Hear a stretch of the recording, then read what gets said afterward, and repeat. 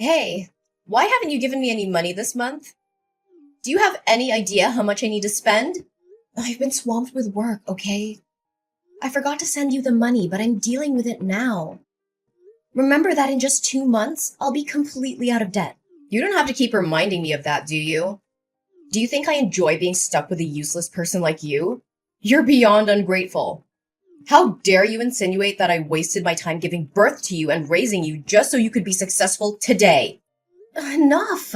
Stop with the sarcasm. Anyone who overhears your words would think you actually love me. You think you're clever, huh? You even had the audacity to teach me about life. But guess what? I need another $5,000 this month.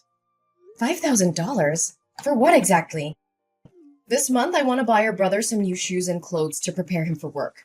And I also want to provide him with proper nourishment so he can keep his strength up while job hunting. He's been feeling down and losing weight because he can't find a job. I can't stand seeing him like this. And how is that my problem? Didn't we agree that I'd give you $10,000 every month until it adds up to $200,000 as a thank you for giving birth to me? After that, we'd cut ties and never bother each other again. I'm not obliged to give you more money to support him. Besides, isn't he just unemployed because he dreams of being a manager or department head rather than taking any job available? How can you say such heartless things? He's your brother, your flesh and blood. He has a decent university degree and he's an extremely talented and capable person. How could he settle for some low-level employee position when he's treated as an errand boy?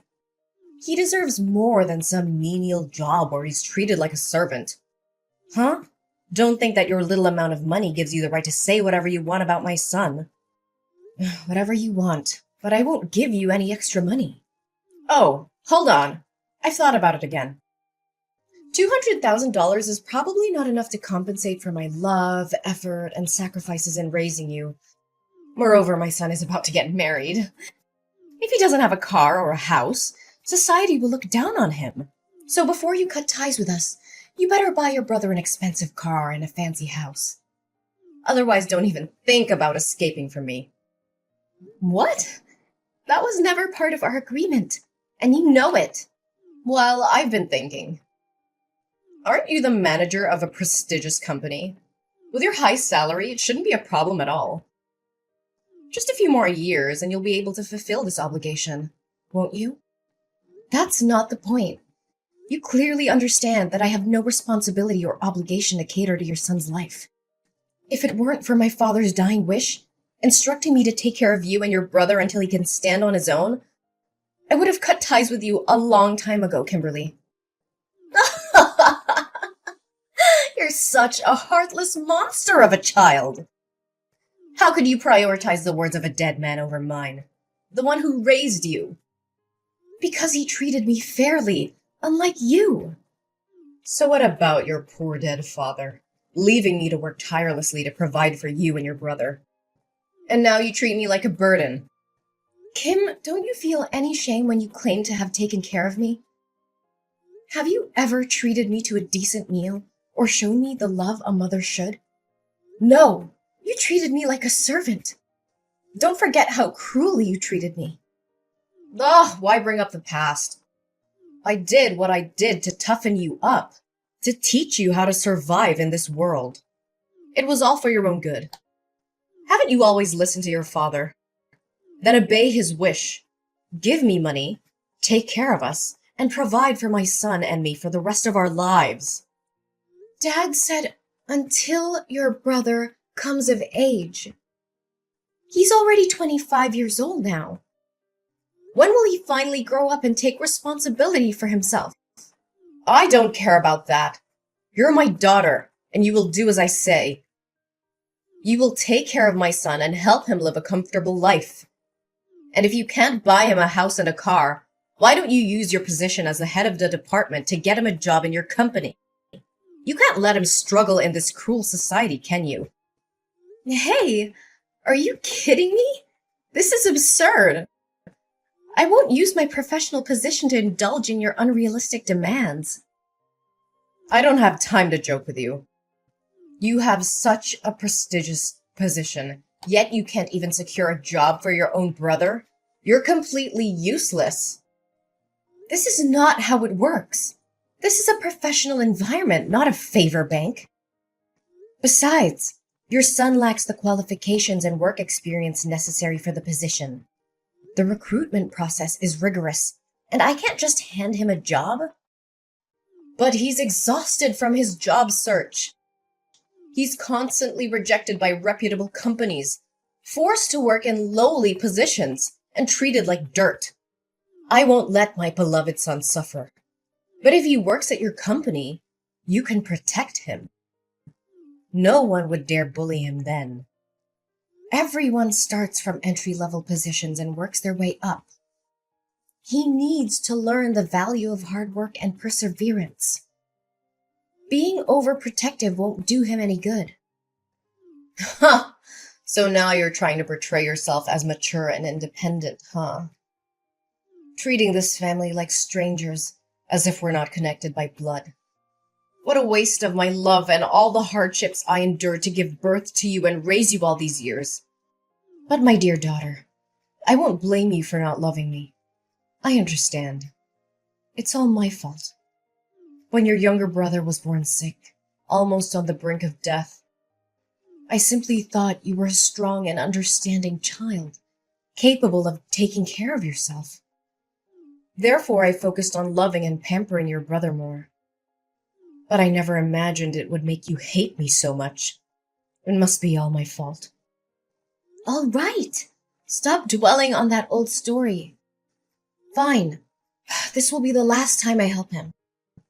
Promise me that if you make any more demands, you'll repay me the full $200,000 and disappear from my life. All right, my dear girl. But remember, make sure to get your brother a good, respectable job. My precious son is not meant to be a mere errand boy or an ordinary employee somewhere. I can't make that decision alone. I will reach out to HR and arrange an interview for him with me and my boss. If he passes the interview, he will be assigned a suitable position based on his abilities. That's the best I can do. That's acceptable. As long as you're there to protect him, no one will dare to bully him. Make sure to tell him not to reveal our sibling relationship at work. I don't want others to make assumptions. I'm sure you also don't want your son to be labeled as incompetent and useless, relying on his sister to secure him a job, right? Fine, don't worry about it. Oh, I'm thrilled to hear that my son is finally going to have a job. I need to make preparations for him.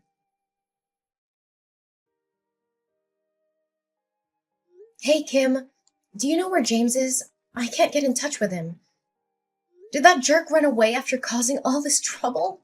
Why are you using such harsh words to scold him? Can't you see how scared he must be? He didn't want things to turn out like this. He did it for the sake of our family. As his older sister, shouldn't you try to comfort him and find a resolution instead of berating him? What? So you already know what happened and yet you're still defending him?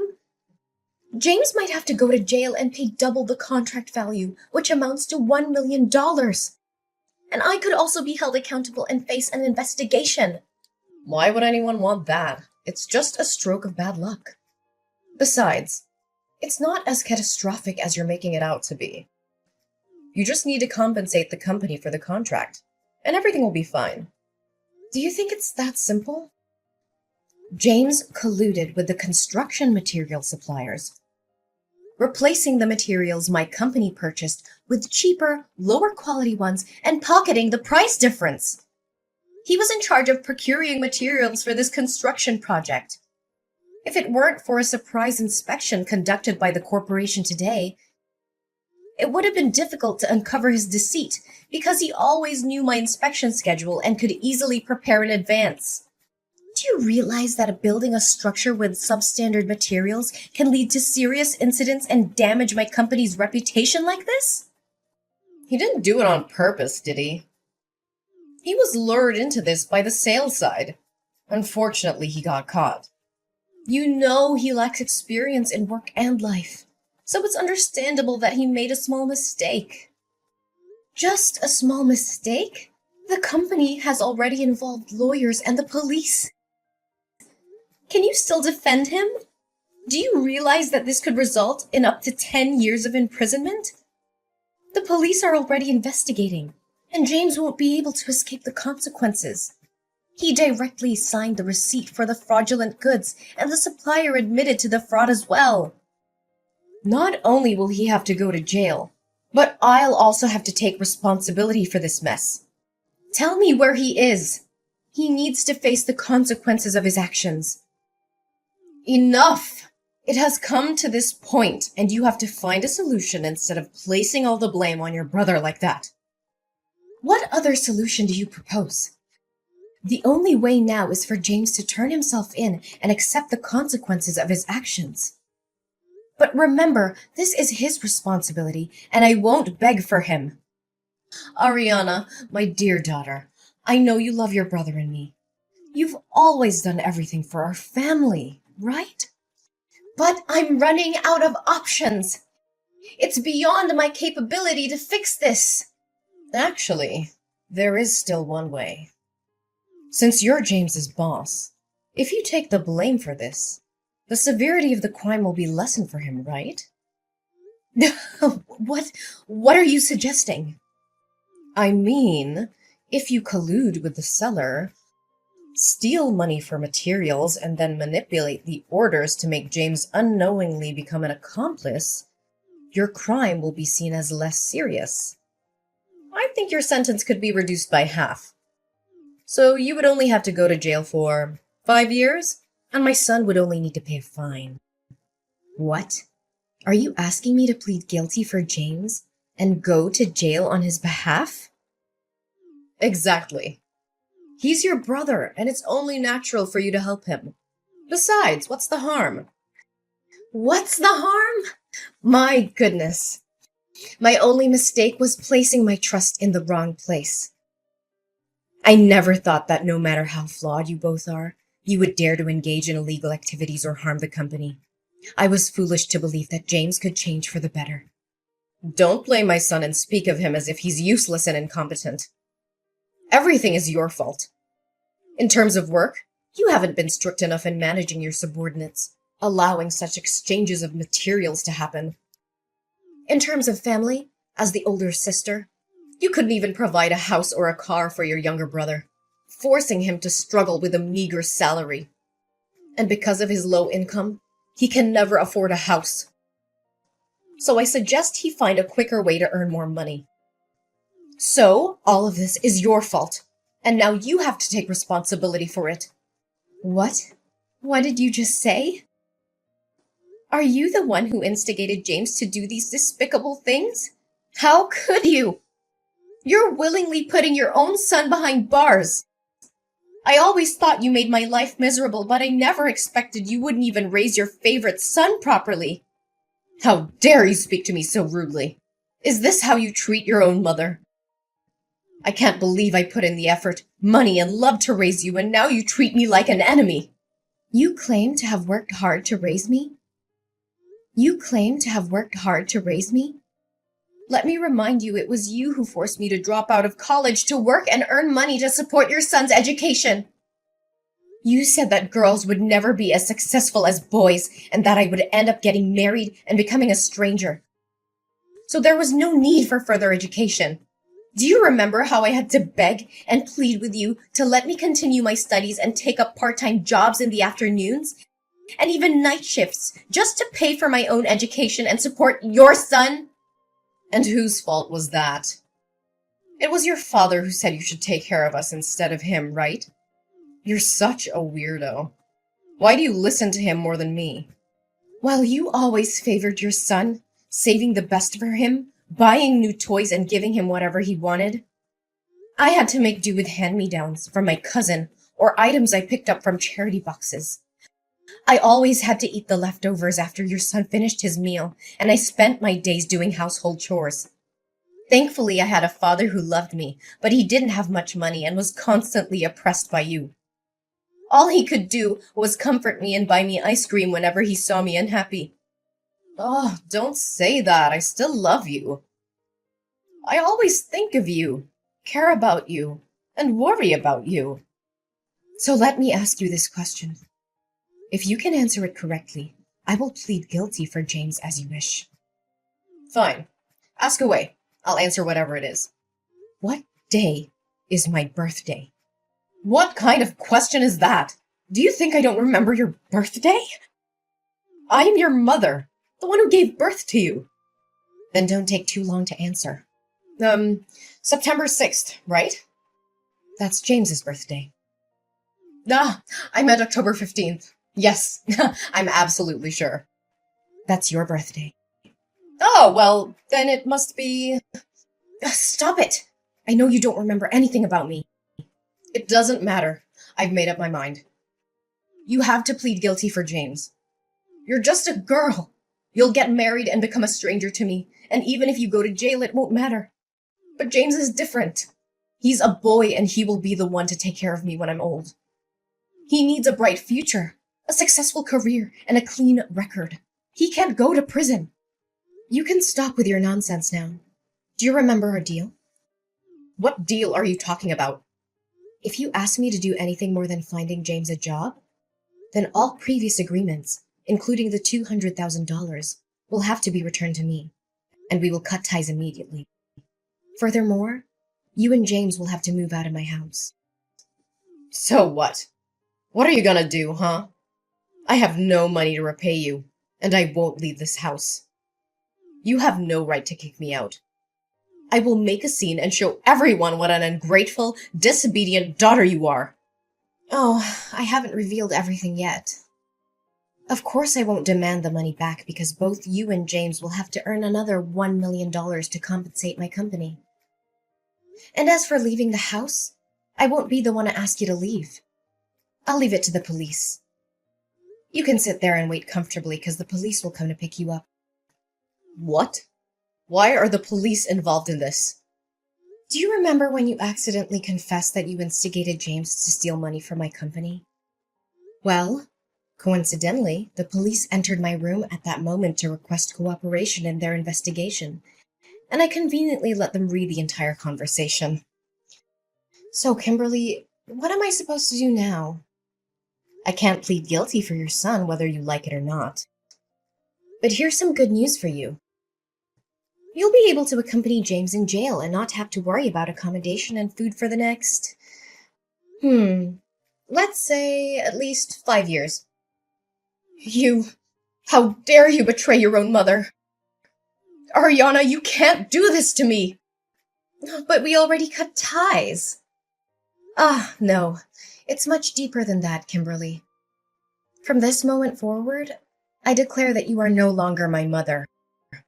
I refuse to be associated with someone who is willing to sacrifice ethics, integrity, and the well-being of others for personal gain. Our DNA may be the same, but our values and principles couldn't be more different. How can you say such things? We're family, Ariana. You can't just disown me like that. Family is supposed to be a source of love, support, and trust.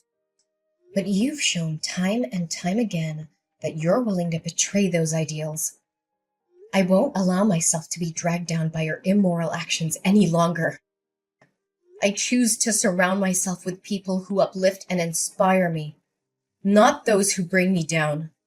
Ariana, please, I'm begging you to help me. I know I've made terrible mistakes, but I genuinely love you more than anyone, even more than James. You're my daughter, and my heart aches at the thought of losing you. Begging for help now, Kimberly? After all that's happened? It's quite ironic that you claim to love me more than James. Your words hold no weight when your actions have shown a different story. Ariana, please, I'm begging you to listen. I know I've made mistakes, but deep down, my love for you has always been greater than anything. Please, Ariana, I'm on my knees begging you. Don't turn your back on me. You're my daughter, my flesh and blood. Kimberly, love is not a bargaining chip or a means to escape the consequences of your actions. I need to prioritize my own well-being and the well-being of others. I'm sorry, but I can't be the one to save you from this. It's time for me to move forward without you. So here's how things turned out in the end. Kimberly and James, well, they didn't get off easy. The judge threw the book at them and sentenced them to a solid stretch in jail. James got slapped with a 10-year sentence, while his dear old mom, Kimberly, got a solid 8 years. Ouch. As for me, well, I managed to dodge that bullet. The investigation cleared my name, and I was found innocent of any involvement in their shady schemes. Can I get a hallelujah? It was a huge relief, let me tell you. No bars for this gal. But you know what? I decided it was time to make a fresh start. I couldn't stay in that house anymore, with all the memories of deceit and betrayal lingering in the air. So I packed my bags, sold that place, and bid farewell to that chapter of my life. Good riddance. I landed in a new town, ready to hit the reset button. And guess what? Fate had a little surprise in store for me. I met someone special, someone who saw past the scars and the baggage I carried. They loved me for me, flaws and all. Talk about a breath of fresh air. Together, we embarked on this crazy journey called life. We laughed, we cried, and we built something beautiful. It's amazing what can happen when you let go of the past and open yourself up to new possibilities. Love found its way into my heart, and I couldn't be happier. So here I am, sipping my coffee and reflecting on how life can throw curveballs at you. But hey, I made it through. I'm stronger, wiser, and surrounded by love. The darkness may have tried to bring me down, but I emerged victorious, ready to embrace the future with open arms. Here's to new beginnings and writing our own happy endings. Cheers!